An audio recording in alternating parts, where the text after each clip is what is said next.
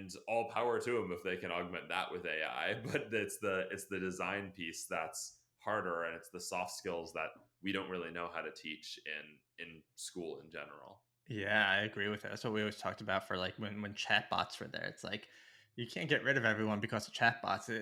Figuring out the best methodologies of how to get them working, the best flows, right? Like Yeah. there's a whole art to this that you can try and replicate, but you need someone there to actually sit there and help think through it. And I think the human in the loop again is something that can never be replaced. I think it's just you need that human-esque look at it to see how it works. And ToxMod is pure voice, and you're selling to some of the biggest games that are out there. And it's like you swung for the fences with your first at bat, trying to go with voice. No one else was touching it.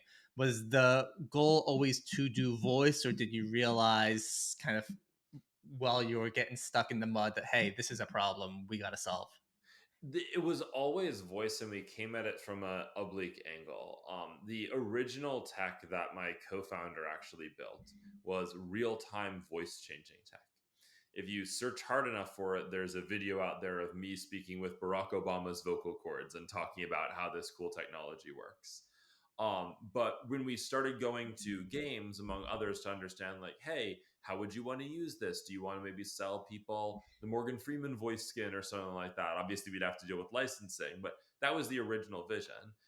And what we heard from the games is, hey, this idea of augmenting voice chat is really cool. Voice is so important to the social features of our community.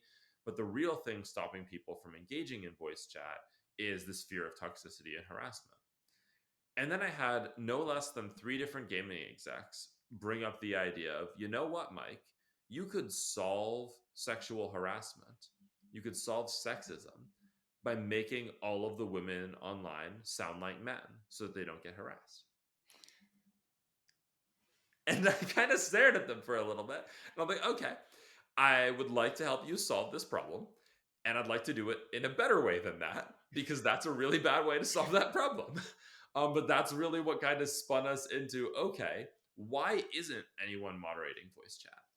And as we looked into that and learned more about the expense and the complexity, what we realized is this like voice synthesis, voice generation model we had. My co-founder cringes heavily when I say this, but broadly speaking, if you run a generator in reverse, you get a classifier. Totally wrong, but let's assume that that's right for now. What that means is we had kind of the bones in our hands of something that could understand emotion, could run really cost effectively, because this needed to run on device to do that real time changing. That we had actually cracked through the biggest problems stopping anyone from doing voice moderation before even realizing that was the problem we wanted to solve. And that confluence was what led us to say, okay, this is clearly the sort of right destiny for Modulate, and took us forward from there. That's fat. First of all, you're giving me like flashbacks to the original Xbox when they had their not so great voice masking technology, and you're always talking to like kids and baby voices.